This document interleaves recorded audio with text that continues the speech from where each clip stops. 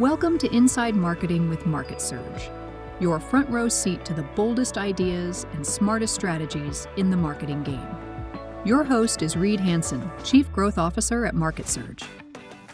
Hello and welcome back to Inside Marketing with MarketSurge. And today we've got a guest who lives and breathes the phrase, just keep learning. Justin Nolan is the founder and host of the JKL Podcast, guess what that stands for, where he dives deep with creators, entrepreneurs, and thought leaders about the mindsets and strategies that fuel growth. But Justin isn't just asking the questions, he's building a movement. As a coach and educator, he does help people unlock their confidence, and he helps them find clarity in their goals to create content that actually makes an impact. In a world where most people feel stuck between the idea in their head and the action they need to take, Justin bridges that gap. So today we'll talk to Justin about his journey, how he built JKL, and what we can do to stop overthinking, start creating, and keep learning. Welcome to the show, Justin. Yeah, thank you for having me. Super stoked. Listening to that bio, it almost brings a happy tear to my eyes, so thank you. You bet. Well, confession, it's a little bit AI generated, but I try to inject a little bit of humor in the training of the bot. And I think you're great. So let's talk about your podcast. I was able to be a guest. Thank you very much. But it's quite the undertaking. What was the spark that led you to start the podcast? One of the fun things that unfortunately all of us can relate to is that it was a COVID baby. I think a lot of us had time during that pandemic, on walks and stuff to reflect on the things that we've been doing. And I often wonder if not for COVID, would it have really started? Started listening to podcasts pretty early on. The Art of Manliness, I have to give a shout out to. And when I just name that title, I know a lot of people will get their backs up because they think of like the manliness part. But we could even maybe go into that in terms of branding a show, because it's really became about a lot more than manliness. But the reason I bring that up is because it was the first show I listened to. He was super early on in the medium. I loved it. And I always thought I would like to start my own show. But if not for COVID, I wouldn't have really maybe pulled the trigger on actually doing it. So that was where it started. Why I did it, we could get into if you'd like as well. Yeah. I'd love to hear why. And then I'd love to touch on some of the branding aspects as a fellow podcaster. That's interesting. Yeah. So for me, when it comes to why I started that show in particular, it was actually called Learned. And for the entire time that I've been in a professional career, which is, let's call it roughly 20 years now, I've been a traditional educator, regular schools from kindergarten all the way through to grade 12. But I've done a lot of private tutoring, stuff like that. I've coached sports outside of the educational world. And my goal really was similar to people I look up to, Sir Ken Robinson, John Taylor Gatto, the people who really wanted to do educational reform, Randy Posh, all three of them, rest in peace. And I wanted to be able to teach the modern things that we need to learn that really aren't taught in school. When I was working in a school for teen moms, I've done a lot of teaching in mental health schools, was a school specifically for teen moms. They would bring their babies to class. It was a blast. But what I noticed was they all wanted to do things like start a blog, make money online, start a YouTube channel, build a podcast, start a Shopify store, on and on and on. And everything was around this idea of online business to the tune of about like 30, 40 youth in a row that I worked with. And I realized that I didn't know how to help them. So I think as parents, as teachers, as any type of mentor, the best thing we can do is go out there and learn these things firsthand to be able to pay them forward. That's awesome. So, what was the path that you were on before, obviously this is a big change, and this focus on education I think is fantastic. But did you find some discontent in previous career? It's interesting because when I think of the idea of online business, talk about should I start a side hustle? You might see someone post something as aggressive as you should never start a side hustle. You should only burn the boats and go all in. You'll see other people say, start a side hustle until it makes more than your income. All of this debate around the idea of should you go own something? And for me personally, it's a really interesting thing. I connect it to geography kind of, where we have like push and pull factors. And so, of course, maybe if you're stuck in your morning commute or you hate the people you work with, or you hate how much you work or what you're doing, then that might be a push factor that would want to push you away from a traditional sort of 9 to 5, to use a buzzword. For me, I've always shared with mentors and people that have helped me along this journey that I'm in a unique position because I love and have always really enjoyed the more traditional work that I do. I don't have a lot of those push factors. For me, it was very much pull factors. So what is about online business? One of them's the freedom and flexibility for sure. You know, being able to just hang out with your kids when you want or hop on a call like this. But the other bigger one for me was something that I started to recognize was it's really hard to have the impact that I want in an institution like education that changes so slow from the inside out. Like that was my original goal. So I started realizing that the way that I can create a podcast episode that people around the world listen to, or write a book that people around the world at any age could download and learn from is exponential. One post could go viral and help 1 million people, or it could even help 100 people, and it's still a lot more scale than I could do in the traditional career, but my goals really have stayed the same. Okay. So, I know one aspect of what you coach people on is confidence. So, where does that play? You've talked about, getting into an entrepreneurial venture of any kind is a risk financially and probably reputationally. How do you find confidence? Like, how does an entrepreneur find the right confidence to make that leap? And how does it come across as they're creating, like content in particular? What's fun about all of these questions, and I love being a guest because almost every time I can think back to a piece of content that I've written that's in the graveyard of old blog posts that probably almost no one's ever read, but that kind of ties in to this point. And I wanted to mention that because I wrote an article once called The Chicken or the Egg Problem That We All Have. And when it comes to confidence, that's exactly what I was referring to. What comes first, the content or the confidence? The business pillar and revenue stream or the confidence? And really, depending on your personality type, it might be a slightly different answer, but it's kind of both because we have to put ourselves out there. We have to start shipping the work. We have to start building things. And through that, we will build some confidence. And then it becomes this, positive flywheel effect of making more stuff, get more confident, feel like making more stuff. But I want to point out something else that's really important is that the feeling of, am I good enough, sort of quote unquote imposter syndrome is not like a level in a video game that you get through. It's something that is also cyclical. So it comes up at each new level. And I think a really good example of where you can see this is people like Lady Gaga or Macklemore, musicians who are selling out big arenas and they're still super nervous before they go on stage. And they still share that sentiment of feeling nervous. If we misinterpret confidence with this feeling of it's easy or I don't have nerves about this, then that's the wrong way to go about it. Another great example is golf. Like the best golfers in the world, their palms are going to be a little bit sweaty. They're going to be a bit nervous on that first tee box.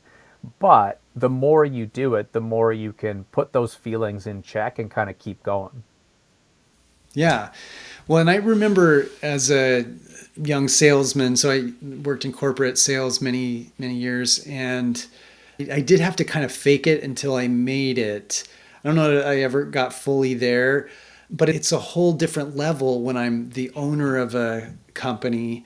As a salesperson, I always knew there was somebody smarter on the product than me. I could always defer questions, but then as the owner of the company, an entrepreneur, I can go to other people. There are other people that have more expertise, but it's kind of expected that I am the final word on so many things. And a lot of times these are questions I was unprepared for, or they're just things that I'd never be able to answer. So it is a real challenge, but I am finding myself in the position where I have to kind of assume the confidence, and I haven't done it. This is the first time doing something.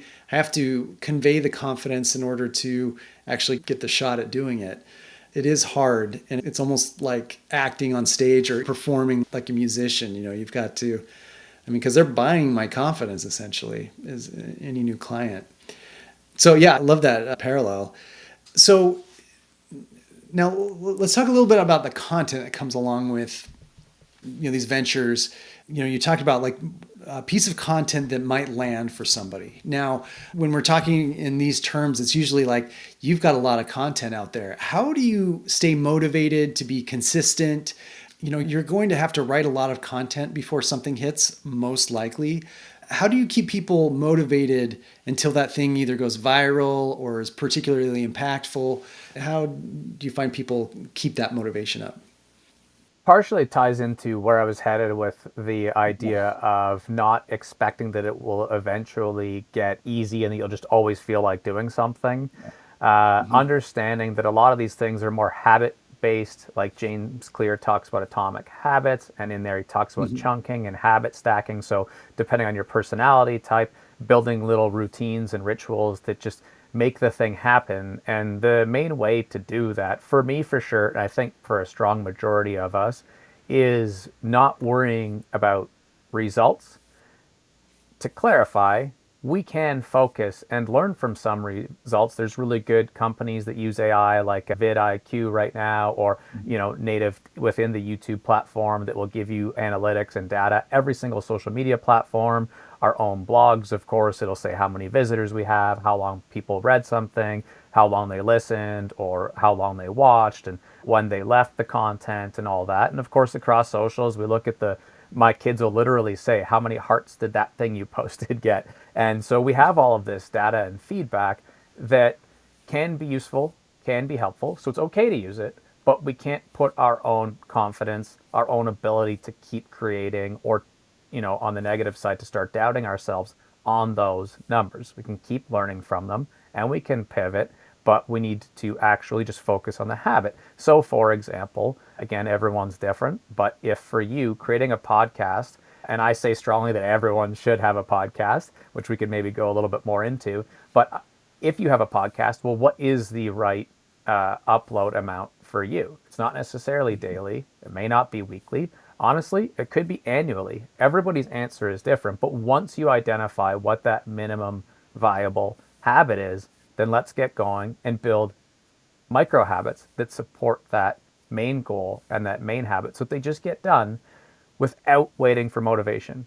The gym is a perfect example. I used to be a personal trainer. You mentioned sales. I used to sell a lot of personal training. And to me, it was easy to sell that because this is all the stuff that we're talking about. I was so motivated to want to help people, not just with their fitness, but their overall confidence, their overall wellness. And so one of the things we would say is, okay, well, Monday, Wednesday, and Friday, you meet me here for an hour. That's it. And we just start checking these boxes off. One more example that I'd love to mention, Seinfeld talks about joke writing. And he said that his goal was always to write at least a joke a day. And he would check that day off. And his goal was to build a snake on his calendar. And anytime he would miss, it's fine. If it's 1 day, 2 days, 3 days, but you want to get that snake started again as soon as possible. Yeah, no, that's fantastic. Well, I like that point you made. Everybody should have a pod. I've been a huge fan of, as of this year, guest spots on podcasts and the impact that my own podcast has had on my business, a positive impact. So I'd be interested, tell me a little bit about why you think everyone should have a podcast. And then I'd like to talk about the branding point you brought up earlier, but let me let you answer that first part and then we'll come back to branding. Sure. Everyone should have a podcast. I will go to the grave with that statement. I'm willing to be a lifelong learner, which is really what JKL is about, willing to change our mind and figure things out in different ways, see other perspectives. But for me personally, when it comes to this one, I just really believe that everyone should. What I would like to share is a quick story, though, first, before I talk about why I think everyone should. My wife just the other day brought it up with me that a lot of people are probably, I think she means her in this particular case, but maybe she got this from someone else too, but a little bit intimidated when I post that or when I tweet that or when I share that. Said not everybody should have a podcast. And also, you'll see those a lot on social media, right? You might be on Threads or something and someone writes like, we have way too many podcasts. No, you don't need to start another podcast.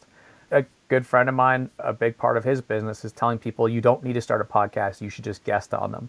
So I understand that there's that out there that you don't need to. It could be intimidating, etc. But there's a reason for that. The reason is that when people think about podcasts, they think about the ones that they listen to, the ones that they consume, or the mega successful ones, Diary of a CEO, or Joe Rogan, or Mel Robbins. They think about putting themselves behind that microphone in that creator's shoes. And they're like, I could never do that.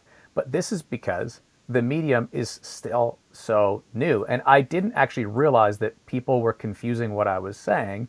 And so since I've understood that, one way that I like to explain it a little better is, for the longest time, people have often said, oh, you should write a book. You have a book inside of you. So in the traditional book publishing world, this is a common thought that you should write a book, even if it's something as simple as you're leaving a 10-page PDF to your family. When you're dead and gone, they could learn about the family tree and learn about you. Maybe it's a collection of your poetry or a coffee table book of the paintings you made, but you should write a book. And for some reason right now, that is a lot more natural to people. Fiction books too, like people like to do that as hobbies. To me, podcasting, when I say everyone should have a podcast, we could get into all the different versions of it, because of course it could be for business, it could be for hobby, it could be for different things. But that's what I'm referring to, is that there is a version of podcasting unique to you. And the cool thing is it's actually easier to create a podcast than it is to publish a book. So that's when I refer to everyone should have a podcast. I'm referring to all of the possibilities that podcasting can be. Yeah.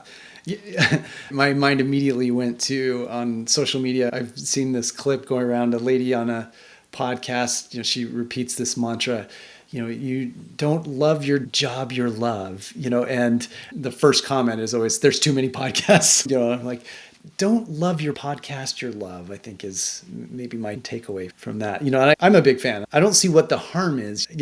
Maybe in the world of radio where there's limited bandwidth, a radio show had to justify its existence by quality and audience. But I think there's value in the podcast for me as the podcaster, the host. There's been so many times where I've refined my message, or I've learned from a guest, I've learned as a guest. It's helped me frame a thought based on a question that kind of came at a different angle. Definitely changed my business. And I'll go on a little rant to support what you're doing. I think largely because of the communications we do on social media and the internet, we've become a little bit disconnected. We've often heard there's a crisis of adult friendship. It's just really hard as adults to maintain friendships. And, there used to be like places where people would gather, and those venues are less accessible or, less frequented, like church, barbershop, town hall, town square, these things. And I love how the podcast has just brought me to meet so many interesting people. For what it's worth, it feels like these are consequential conversations. I'm trying to have a polished answer because I know other people are going to hear this. This is going to live forever because it's recorded and posted on the internet.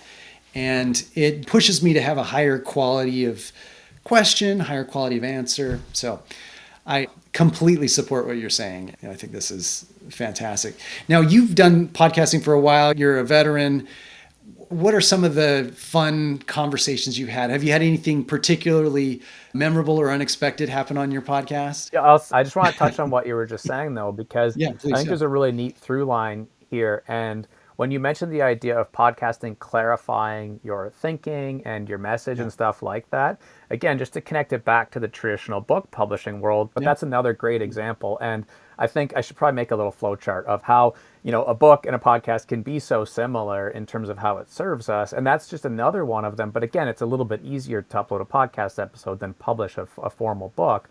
You asked earlier about confidence coaching and some of that sort of stuff. A lot of times, I was talking to another mentor of mine, Jamie Masters, and, she was saying you should really keep doing kind of, more general life coaching. And I was sharing that I agree, but I want the lens to be a bit more clear. And in the future, I want it to be traditional book publishing. But right now, I really like this topic of podcasting. Everybody's asking me about it. But as soon as I start working with someone, we have to go into that life stuff too, because if you have young kids, do you really want to stay up late at night recording? But then where it connects to the book publishing already as well is, to your point, what are the messages going to be? And creating a list of episodes is almost like creating a table of contents for a nonfiction book, but there could be fiction podcasts too. So there's kind of that whole thing. In terms of interesting stories or challenges, with like other prompts, I could go into different directions and details if you have any other specifics. But one of the things that was really interesting to me was, on the positive side, how receptive everyone has been to coming on a show. Yeah. And if not because they're busy, a willingness to say, let's reschedule for like literally next year or something like that. I love what you're building. And I know that one of the things that really holds people up early on is this idea of, well, how do I get guests? And one of the episodes that I did with Daniel Mate, Daniel wrote a book with his father, and I had originally wanted to interview his dad, Gabor. And in the episode, we got talking about the idea of a quote unquote big get, and how that's like kind of a silly term because any of us can learn from each other. Now, when I started the show, I did, like a lot of people do, think, oh, this person would be amazing to interview, right? And my goal was kind of to get a list of my dream 100 guests, reach out to them and try and interview them. But what I've learned, and looking back, and again, I give advice to other people starting out, is that even after I've had one of these quote unquote bigger guests, according to other people, I don't really believe in that philosophy, but we all know what they're referring to. The very next episode could be with someone who has a very small following and is complete, maybe not a millionaire with online business, but just has a ton of value to bring if people tune in. And so not stressing about who a guest is a really interesting lesson embedded in that, I think. Yeah, I agree. You never know who's going to be interesting or, 100%. Justin, you have a great podcast. You have some great coaching insights. If people would like to work with you, where are the best places to find you? And maybe, I obviously like the JKL podcast is searchable online, but where else can people find you and your thoughts? Yeah, and just to tie a quick little lesson back into that too. This is like head fake learning. I mentioned Randy Pausch earlier from the last lecture. Again, rest in peace. Just a beautiful person to look up to. But he always talks about this, head fake learning, and how when we embed little learnings and lessons into our content and into the things that we're making, that's how people actually learn. And so when I first built this show, it was actually called Learned. And people could probably find old, not very good images of that, but it was so unsearchable, it was unbelievable, and I learned the hard way that to make something searchable is probably an important step of naming your show, if search is important to you all. Yeah. So to me it was, and I was like asking Alexa or Siri or these different, robots, like, play the Learned podcast, and it was giving me like Joe Rogan talking about how he learned jiu-jitsu, and I was like, damn it. And immediately when I pivoted to Just Keep Learning, it's really taken off in terms of searchability and people being able to find that. The reason I bring that up is that I always put the most updated thing on my website as well as my link in bio, so anyone can reach out at Just Keep Learning on probably whatever social media platform they use the most. And very soon, pretty much now, I'm putting sneak peek to my upcoming book, which is on how to start a podcast. So that'll be there, link in bio, anywhere at Just Keep Learning. Thanks so much, Justin. This was a great interview, and I really appreciate all these insights. I mean, I feel energized, so thank you very much. Appreciate it. Means a lot. Going on podcasts is one of my favorite things to do, so I just want to say thank you. Yeah, my pleasure. Want to stay ahead of what's actually working in marketing right now? Head over to MarketSurge.io and see how we're helping businesses grow smarter, faster, and louder. That's MarketSurge.io, because your next breakthrough shouldn't be a guess.